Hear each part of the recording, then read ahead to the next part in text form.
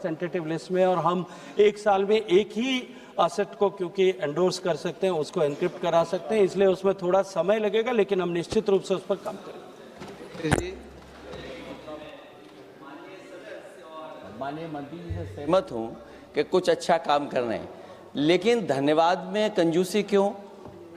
क्या माननीय मंत्री जी को और माननीय सांसद जी को किसी और का भी धन्यवाद देना चाहिए कि नहीं देना चाहिए? जब भगवान बुद्ध के इतना पुरानी लौट के आई है, किसी और को भी धन्यवाद देना चाहिए कि नहीं? मैं माननीय मंत्री जी से जानना चाहता हूं। नहीं, मैं तो उसको लाने में जितने लोगों ने भी सहयोग किया, मैं पूरा एकदम उसमें सहयोग किया है, उसके लिए धन्यवाद देंगे क्या माननीय मंत्री जी? मैं माननीय सदस्य के और सदन के लिए, क्योंकि माननीय अध्यक्ष का चाबुक मेरे कमर पे था कि जल्दी से मैं समाप्त करूं, मैं डरते डरते उनकी तरफ देखते हुए बोल रहा था, इसलिए मैं निवेदन करना चाहता हूं कि जो आपने माननीय सदस्य ने कहा, ये रेस्टिट्यूशन ऑफ भगवान बुद्धा रेलिक्स जो हुआ है, इसने भारत में एक नए मॉडल की स्थापना की है। जब भारत सरकार निरंतर साउथ बीच के साथ में बात कर रही थी, हमने उसके लिए एक जो है पीपीपी पे एक एग्रीमेंट किया गॉडरेज समूह को, जिसको हमने उसके उद्घाटन के समय पर भी सम्मानित किया और उसके बाद में भी सम्मानित किया। मैं धन्यवाद करता हूं गॉडरेज समूह का यहाँ खड़े होकर के फ्लोर ऑफ द हाउस पे कि उन्होंने सिर्फ एक कॉल पर उन्होंने अपने जो है कोष में से पैसा देकर के भारत के इस कल्चरल प्रॉपर्टी के रेस्टिट्यूशन के लिए सहयोग किया। ये केवल एक काम नहीं था या केवल एक घटना नहीं थी, ये एक नए युग की शुरुआत है जहां हम मिलकर के इस तरह के विषयों पर काम कर सकते हैं। सरकार और समाज दोनों मिलकर के यदि काम करें तो हम और बेहतर तरीके से इसको एग्जीक्यूट कर पाएंगे। Question number 322 Shri Dnyaneshwar Patil. दूसरा नाम श्री ज्ञानेश्वर पाटिल, श्रीमती कलाबेन मोहन भाई देलकर। धन्यवाद माननीय अध्यक्ष महोदय।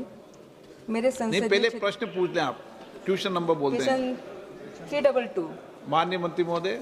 Sir, reply is laid on the table. माननीय ऑनरेबल मेंबर। धन्यवाद माननीय अध्यक्ष महोदय। मेरे संसदीय क्षेत्र दादरा नगर हवेली जैसे आदिवासी और जनजाति बाहुल्य संघ राज्य क्षेत्र में इस योजना के माध्यम से 175 उद्यमियों को, विशेष रूप से महिलाओं को बड़ा सहारा मिला था। मैं आपके माध्यम से माननीय मंत्री जी से पूछना चाहती हूं कि जब यह योजना महिला और आदिवासियों को आर्थिक रूप से आत्मनिर्भर बनाने में इतनी प्रभावी सिद्ध हो रही थी, तो उसे मार्च 2025 के बाद बंद करने का क्या कारण है? क्या सरकार इस योजना को पुनर्जीवित करने या उसकी तर्ज पर किसी नई रियायती ऋण योजना पर विचार कर रही है? और जिन युवाओं और महिलाओं के ऋण आवेदन प्रक्रिया के अंतिम चरणों में थे, वे इस योजना समाप्ति के कारण अधर में न लटके, उसके लिए बैंकों को क्या निर्देश दिए गए हैं? और क्या सरकार उन्हें निरंतर अवसर प्रदान करने हेतु कोई ठोस और समयबद्ध कदम उठाएगी ताकि हमारे स्थानीय युवाओं की प्रगति का पहिया न थमे और उन्हें स्वरोजगार के लिए किसी अन्य विकल्प की तलाश में भटकना ना पड़े? Honorable Speaker, sir, I appreciate the question from the honorable member. Yes, this scheme was up to 31/3/2025. It was announced in the budget that it was extended, and subsequently with the extension it had to end on 31st March 2025. But let me inform the member that learning lessons from the scheme, which had run till 31 March 2025, with the studies which were done by Niti Aayog and others, this scheme is being redrafted, and sooner the cabinet will be given a proposal with which we'll launch a new scheme to continue with this stand-up which benefited SC, ST and women all over the country wherever there is a bank branch.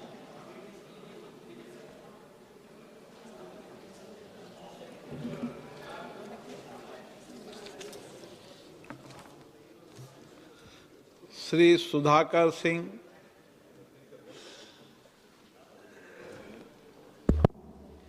माननीय अध्यक्ष जी, stand up India योजना के अंतर्गत जो 1 करोड़ तक loan लेने की जो सीमा निर्धारित की गई है, क्या माननीय मंत्री जी इस योजना में 1 करोड़ से बढ़ाकर 2 करोड़ तक इसको लोन देने की अगर प्रक्रिया, और ख़ास तौर से आकांक्षी जिलों में जहां रोजगार की संभावना बहुत कम है, वहां नए रोजगार पैदा हो सकें, इसके बारे में विभाग का कोई योजना है? सर, जैसे मैंने बताया, ये स्कीम 1 लाख करोड़ तक जो सीमित लोन्स देते थे, ये तो 31/3/25 के दिन ख़त्म ही हो गया है। और हम नया स्कीम अभी तैयार कर रहे हैं, उसमें हम वेरियस ऑप्शंस देख रहे हैं। पता नहीं क्या कंक्लूजन में आएंगे, कैबिनेट के अप्रूवल भी लेना होगा। इसीलिए मैं माननीय सदस्य का सुझाव सुना हूँ, देखते हैं कि कैसे कैबिनेट अप्रूवल कर।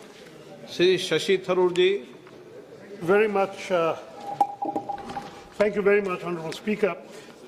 Ma'am, I'm very glad to hear you're revising the scheme, because one of the things we faced in Kerala was the scheme's greenfield enterprise requirement, which restricts support only to first-time ventures. In fact, we've had a resolution passed in the Kerala Assembly arguing that in a densely populated and economically mature state like Kerala, most entrepreneurs from the SC, ST and women communities are seeking credit to expand or modernize their existing enterprises, and that means your scheme's design is largely inaccessible to the people of Kerala. I'm just wondering, ma'am, when you're revising this, you might want to take into account the guidelines themselves to see whether you can also give an opportunity to go beyond the greenfield enterprise concept in order to help people to expand or modernize their small-scale existing enterprises. You may note that the 333rd Parliamentary Standing Committee report on MSMEs, I have also pointed out that under the scheme, whenever loans are formally sanctioned, actual disbursement remains low due to bank-level risk aversion and collateral demands. So the problem is, from the point of view, the banks won't give the money, you're not being able to have an effective scheme. So when you revise the terms, as you mentioned you are doing, please take these 2 points very much into consideration. They reflect the actual implementation of this otherwise good idea. Thank you, Mr. Speaker. Sir, I appreciate that inputs have been obtained from the ground, and therefore the Honourable Member suggests that we look at the very description of how this scheme has got to be launched. Sir, if only the Honourable Member would appreciate that when Prime Minister launched these startup schemes, it was for innovative ideas, and they largely felt that it could be restricted to urban areas or even to some in rural areas, but not really covering SC, ST and women. So this scheme, as a greenfield, requiring it to be a greenfield idea, was launched through every bank branch, wherever the branch would be, and it has actually benefited SC, STs and women. The idea that there are existing schemes for existing entrepreneurs who might want help, there are other schemes in the government like PM Mudra or SIDBI, which directly gives loans to small entrepreneurs, the MSMEs and so on. So what this scheme would give the SC, ST and women can also be availed of in various other schemes. And if greenfield is a consideration on which you think SCs and STs are being denied, I'm wanting to request the member to understand that this is exclusively for greenfield. There are others where existing entrepreneurs belonging to SC, ST and women can avail of loans. I've named Mudra, I've named the small entrepreneur assistance through SIDBI. There are quite a few such schemes in which the banks will not have to be tied up to this definition. This is tailor-made for greenfield. Question number 323, Advocate Priya Saroj. Thank you, Honorable Speaker, sir. Question number 323. Honorable member.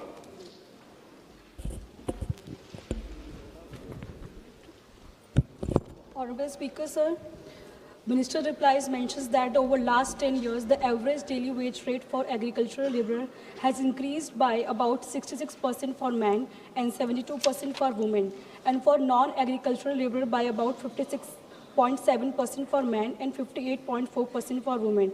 However, these figures reflect nominal wages increases for workers on the ground. What really matters is real wages for adjusting for inflation, which determines their actual purchasing power and living standard. In view of rising prices in recent years, may I ask the Honourable Minister whether the government has carried out any comprehensive assessment for inflation and adjusted real wages, and whether the government is satisfied that the purchasing power of workers has actually improved during this period? Thank you.